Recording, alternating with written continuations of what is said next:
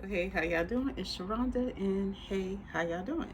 So I'm here to talk about a book, of course. Let's get into this thing, shall we? Okay, so the book I'm going to be talking about today, of course, is In The Moonlight by Georgia Anderson. This is a new release that just came out this past Friday. So we're very excited, or at least I am.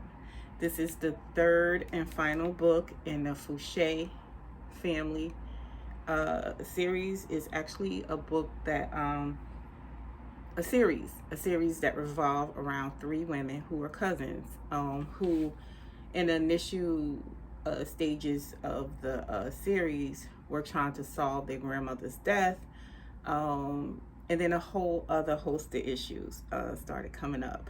But mainly this is a paranormal witchy romance, and or romances, because the cousins are witches, and they meet their mates throughout the series. We are at the last book, which is Vanessa's book, and boy oh boy, I just have to start off and say I thought this was a great ending to the series. I thought it wrapped up nicely.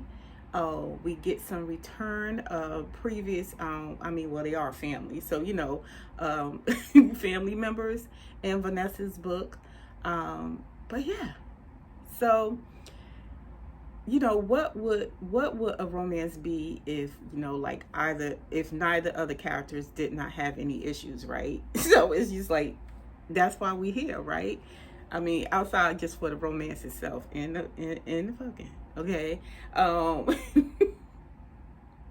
We are here to, for me at least, I think most of the times we're here in a romance, if this couple is having any issues that is introduced inside of the couple, rather it be their own or something that's brought on together, we're here to watch them resolve those issues while trying to figure out this romance.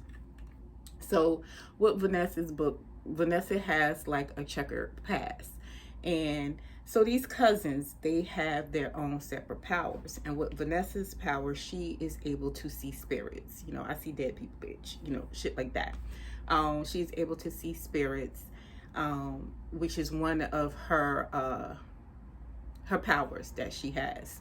And in her past, I'm not going to tell the whole story, but I'm not going to give the whole goddamn thing away, but what she was able to do is she was able to return items to people, because rather they left something behind, once that person not left something behind, but once that person passed on, their spirit would attach to something. So if it was something valuable, which Vanessa, the last job that she took something that rightfully belonged to someone else, from the wrong person. And this is how she's in her current situation. Now, I would highly suggest that if you're going to read this series, you start from the beginning, so you can get an understanding of what's going on, especially while Vanessa is talking to her grandmother that passed in the first book, because each cousin is able to talk to their grandmother, who is also a very powerful witch, is actually guiding the cousins throughout this series and what they have to do, and guiding them to their mates. Like, girl, you're giving this man a hard time, but I'm telling you, he is for you. You know what I mean? So that's why I would say start from that first book, because then you can understand what's going on when you see all these additional conversations that is happening inside of Vanessa's book. But anyway, so Vanessa has somebody on her back. That relic that she rightfully took, that she rightfully returned to the rightful owner, the person that had it is pissed. And because Vanessa can't get this relic back because of the people she took, that she rightfully returned it to, and she got paid. Okay, so because I'm all for black people getting paid when they do some shit. Okay,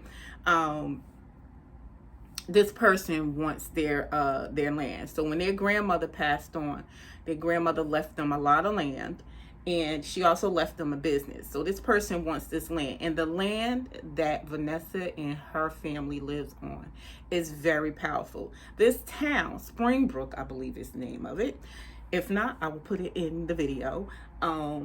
It's very powerful. This town has other paranormals outside of the Fouché family, the witch family. It is full of wolves, which is introduced in the first book, the first cousin's book. Okay. But so we see Vanessa is struggling with trying to tell her family, like, hey y'all, I done fucked up, and this man wants the family land. But her family wasn't going for that shit, okay? But to introduce our romance, her romantic partner, she is going to hook up with the sheriff of the town, who is a wolf. And in this town that they all live in, it is not only protected by the Fouché family, these witches, it's also heavily protected by the Telepack, which is a wolf pack. And you'll meet them in the first book as well, also in the second book. But she, in this book, hooks up with Joseph Teller, who is sheriff of the town. And, oh my God. I don't know. I thought the romance between them was just... It wasn't... how I say this? It wasn't problems that were created on their own. Vanessa, because of her checkered past, she, you know, when we into some shit, girls, we're like, you know what, I ain't trying to fuck with no cop. You know what I mean? But Joseph has always knew that in his own way, or he learned later on, that Vanessa was his mate. So Joe was gunning for Vanessa throughout this whole goddamn book, because he was not taking his foot off the pedal, off the gas, honey. He was not trying to let her slide. Like, girl, we go together, and you gonna get it through your head. You know what I'm saying? Rather, I don't care about your checkered past. Like, girl, I'm a cop. I know. You know, I can look into your past. I know what's going on. You know, he knew most of what's going on, but he knew that Vanessa came from, you know, like this. You know, that she, you know, she was doing some shit. You know, she had her hands in a jar. You know, in a cookie jar. You know, but he's okay with that because that is his mate, and that's who he is going to be with. But you see in this story, you see Vanessa struggling with that, because I think in the back of her head, Vanessa also knew that Joseph was her mate. But because of, her having like this, her being, a goddamn thief, in her past, and then with, this issue coming up from her past, she not only does not want to put her family in danger, but she doesn't want to drag Joseph into that anyway, because Joseph comes from his mother and his stepfather.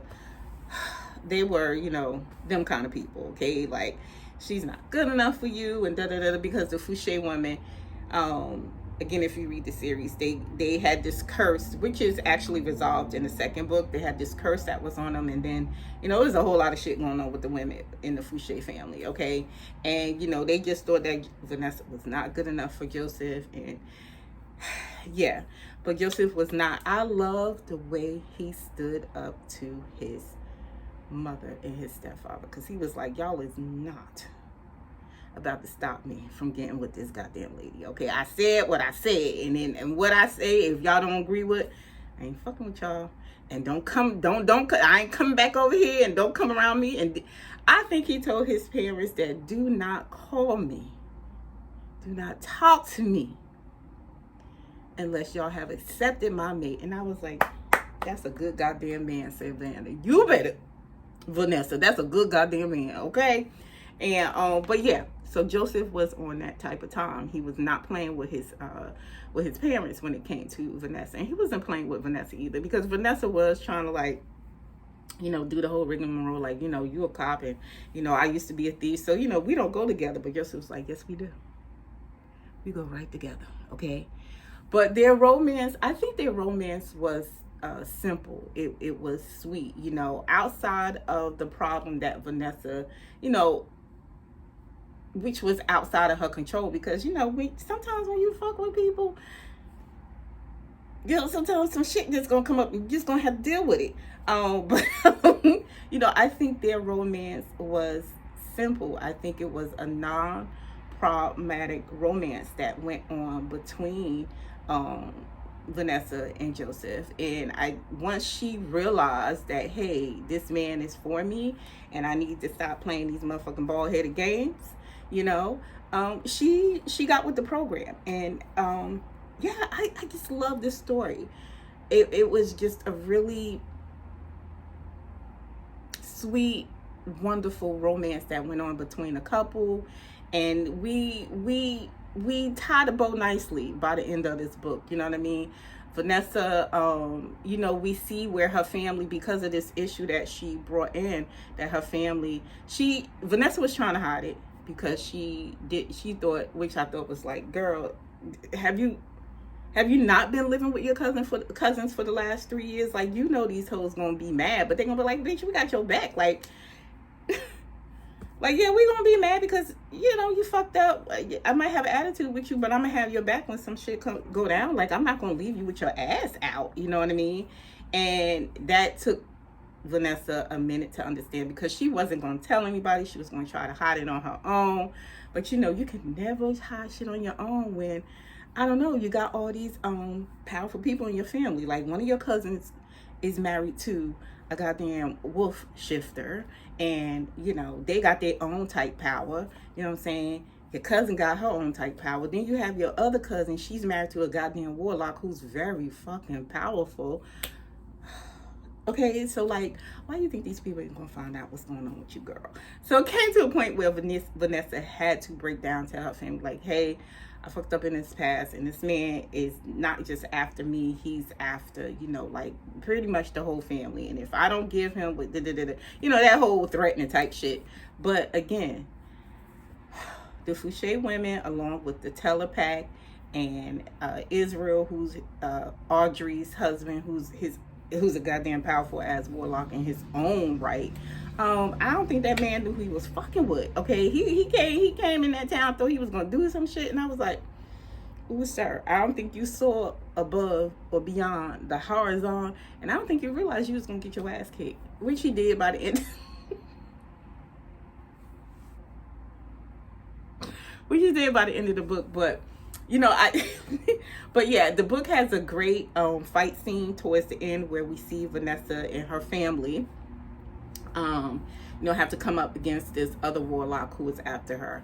And, you know, I thought that was a great fight scene. Like, it was very descriptive on page, which I think she does very well with her, you know, because these are witches. You see the spells that are described on page. You see the characters having conversations about what type of spells they have to do, you know, especially like with the beginning of the series, that these women in the family had to deal with a curse that actually kind of like, you know, anybody that they fell in love with. So, you know, which kind of like kept these women skittish, you know.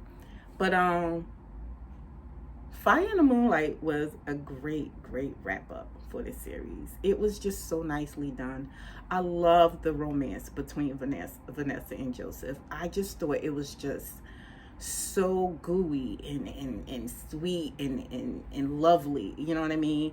And I love that Joseph which I love about a lot of her male characters, she writes these black men that just go hard for their women, you know what I mean? Just like, bitch, I don't care what you say, like, that is mine, and if you won't get with the program, you can get the goddamn walking, okay?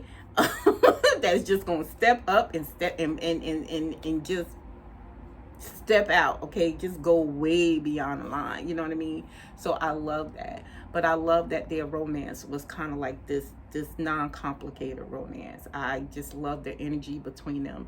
And she always has these great family dynamics that go on in her book. Because in this series, you can see a little bit of found family. Vanessa, growing up, her mother was addicted to drugs, and I'm gonna have a separate conversation about that in a minute. But her mother got addicted to drugs, and you saw, you know, there's a little bit conversation on page, not a whole lot, it doesn't take up a whole lot of the book, but you can see, you know, there's a conversations on page about how Vanessa struggled you know, growing up with her mother being addicted to drugs, and how her mother are at a very good place. And I love that, because we see this across multiple, you know, all three books, these women and their connections with their parents and stuff, and how the older women in the Fouché family didn't quite necessarily know how to deal with this curse, so they dealt with it in other ways, and how it affected their daughters. But you see like the great reconnections that go on across all the books with the women in this family. It's really great to see on page. But you see how Vanessa struggled as a young girl, and as a teenager in high school, and as a new adult. But you see, when I say this found family, you see there's a description on page where we see that why she is so close with the Taylor pack, like how that became a found family for her when, you know, her mother was going through her shit, and she couldn't really, as, you know, a young person, felt like she couldn't go to her own family, have these type conversations, you know what I mean, and how she was able to go to the Taylor family, you know, and kind of create this second family with them. So it's just really great. Like, I love the family dynamics in her books. I love that we see like a resolvence of Vanessa and her mother's relationship. Like, it was strained, but we see that how, because her mother was addicted to drugs. And I think with a lot of books, how especially in a lot of Black romance books, we see, you know, oh, her mother was a crackhead. It's kind of like described in a really harsh, and I'm not going to say negative way, because it is negative, but I think most of the times when these characters and these issues are introduced in stories, even outside of romance, it's dealt with very harshly. We're not talking about these we're not talking about these people that actually have an addiction, a sickness, you know what I mean? And I love that on page in this book we kind of get that Vanessa, through therapy, came to understood that her mother was dealing with a sickness, because her mother, you have to read the book, I'm not even going to say what it is, but her mother tried to do something and kind of like backfired, her magic backfired, and for her mother, drugs was the best way that she thought she could handle it, you know what I mean? So, but I love how the conversation on page was, you know, her mother had a sickness that had to be dealt with in a healing kind of a way. And we see where Audrey's husband, Israel, is helping her, you know, with that, you know, addiction. You know what I mean? Because addiction is a ever rolling hamster wheel. And when you're going through,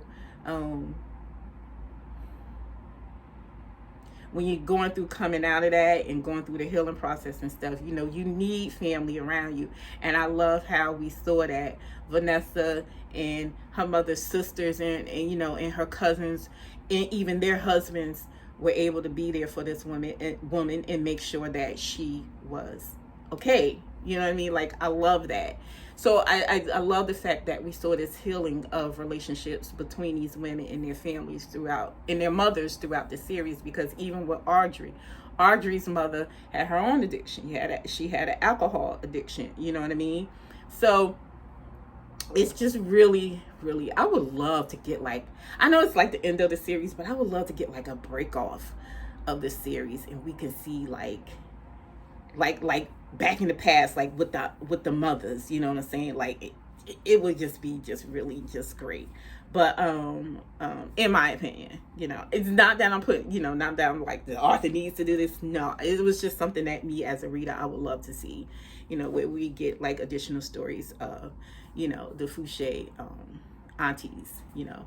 But yeah, I love her family conversations in the books. I just, like, even for the men themselves, like with JT, who is in the first book, who is Nick's husband now throughout the series, and how he had like this wonderful, just awesome relationship with his parents. You know what I mean? Like how he was just able to go to his parents and have these conversations. Like I love that we see the negative and the positive aspects of what, you know, family could be, you know, for Black people. I think she does a wonderful job of making those connections feel so real. You know what I mean? Like you reading these books and, you know, you're like, damn, I can see that, you know, because in a little bit, when, you know, JT was kind of like, even though he's like this badass wolf shifter, you know, head of a biker gang, and, you know, he does like his own little, you know, slick shit on the side, you know what I'm saying? You know, at the end of the day, kind of sort of, he's a mama's boy, you know what I mean? So I love that. And then we see with Audrey's husband, Israel, how he never really, you know, he couldn't have a good relationship with his mother because his grandmother was a power hungry ass crazy woman. But you know, and yeah, you know, but we see how, like, even though, you know, Israel's family is kind of like the reason why Audrey and her family had this curse, you know, the Fouché women have this curse and stuff like that, and you're gonna have to read the books to find out why.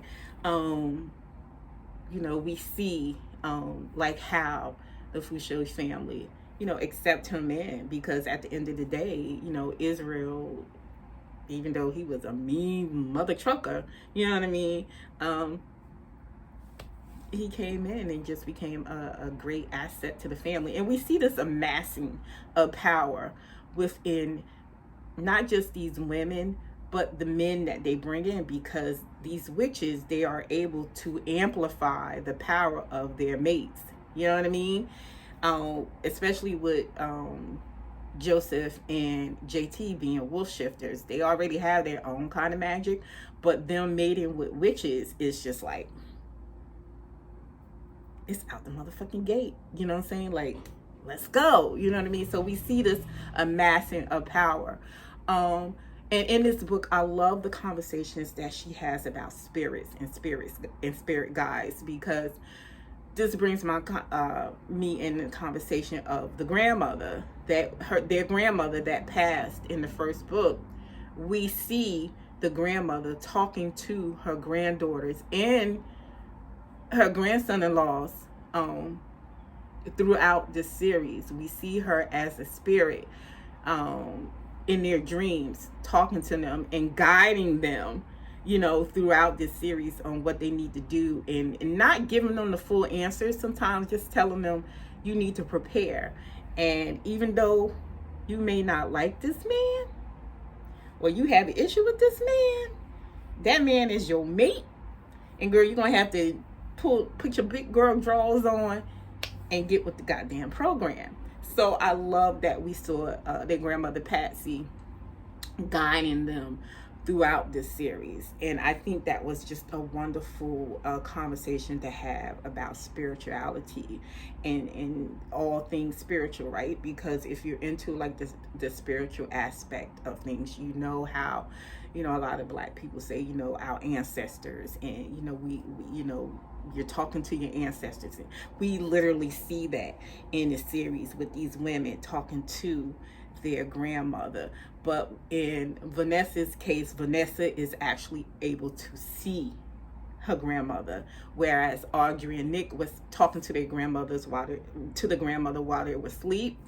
Audrey was actually able to see this lady, you know what I mean, along with other spirit guides. And I love, there was another spirit guide she had. I think her name was Cassie or Cassandra. That was another great guide in this. Like when they had this fight, like how this lady was telling them, like, hey, you know, popping in and out, like, hey, he over here, he on the west side of the property, you know. I love that. I thought she did a very, just like all things spiritual and witchy. Like I love this series because I'm into that, like the whole witchy spirit, you know, spiritual thing. And I think that was another draw for myself with this series, actually seeing her having conversations about, you know, about that, and seeing like how that all of that just comes together.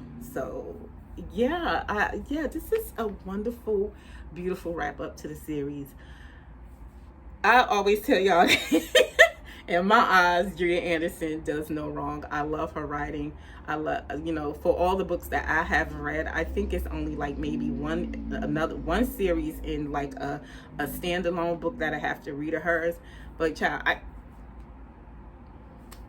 I'm here. You know what I'm saying? I ain't going nowhere. But Fire in the Moonlight was a wonderful, beautiful wrap up to the Georgia Arcana series. And I high key just recommend it. Like, if you love, paranormal romances, along with witchy elements, I high key suggest you read this book. I would tell you guys that she writes very romantic stories, so I would, and this is for any of her books, her shifter romances as well. Like, I would just high key suggest not going inside of these books expecting, Lord have mercy, expecting a whole lot of, the physical aspect of paranormal. You know what I mean? I think she does it well with this series because these are witches and we're seeing spells actually done and discussed on page. You know what I mean?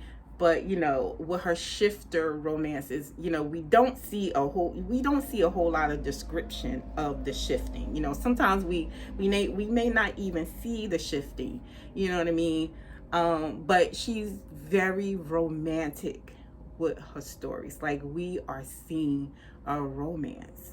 You know what I mean? We're seeing this couple, rather it's a problematic romance or not, we're seeing this couple going through an actual romance, or getting to, by the end of the story, an actual romance. And I love that. I think her romances are so soft and beautiful, and I love that because being in publishing and seeing kind of like the negative conversations that go on with Black romance stories, I love that we see like this beautiful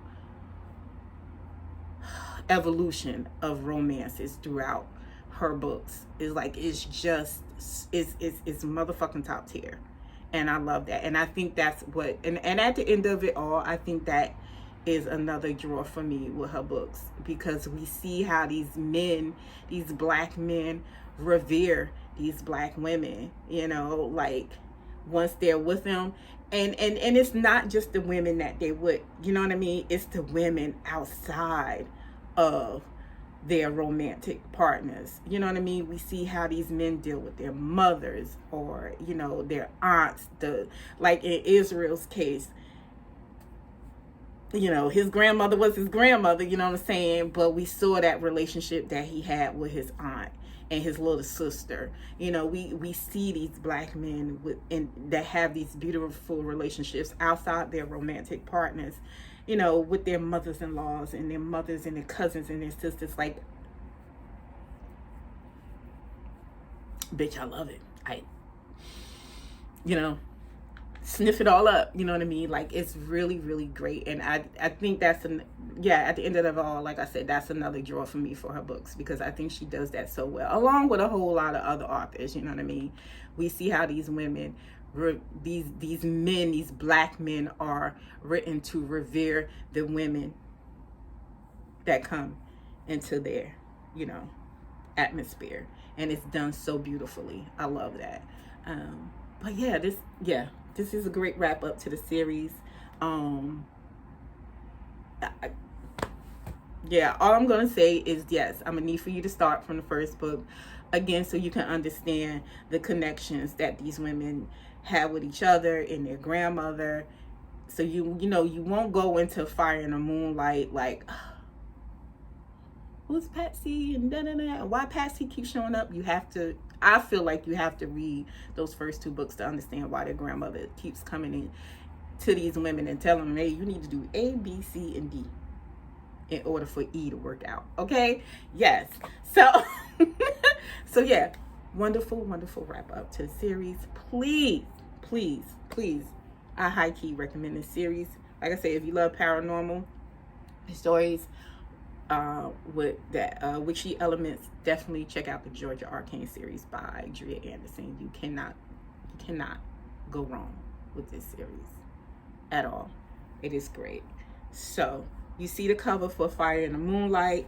I actually got the first 2 books to prepare my ass for the other for this book. So this is Surrender to the Moonlight, which is the first book, and Magic in the Moonlight is the second book. Okay, so that is it for me. I am patiently going to wait for the 3rd book. Gia, please do a print of the 3rd book by itself.